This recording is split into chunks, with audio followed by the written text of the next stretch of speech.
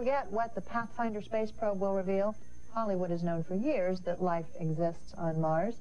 Dennis Michael looks at some on-screen depictions of the red planet and its inhabitants. Just how long have we been receiving these mysterious signals from outer space?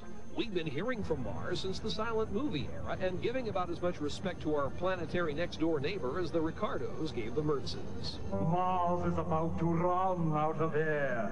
Since Lobster Man From Mars is a humorous movie within a movie, presumably its makers knew that there is no air on Mars, but higher-class writers have made that mistake as well. Ray Bradbury even provided the red planet with a breathable atmosphere in his fantasy anthology, The Martian Chronicles. They introduced me out at Caltech and say, here's the guy that put oxygen on Mars, huh?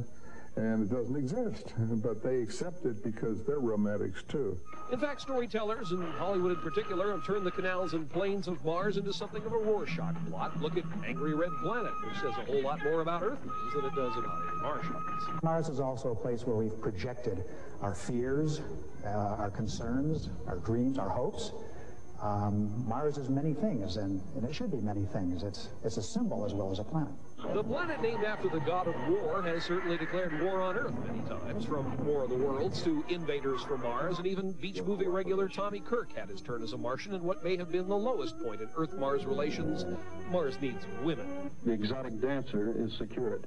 The Martians invaded as recently as last winter with Tim Burton's Mars Attacks, but that time at least the Martians had a sense of humor. Gentlemen, where are you? On television. It wasn't an invasion from Mars so much as a reconnaissance mission when My Favorite Martian established a beachhead on television in the 60s. Incidentally, a My Favorite Martian movie is now in the works. Now, however, most science fiction writers know Mars is a place to be invaded rather than the source of invaders. Arnold Schwarzenegger, for example, led a revolt of Martian colonists in Total Recall.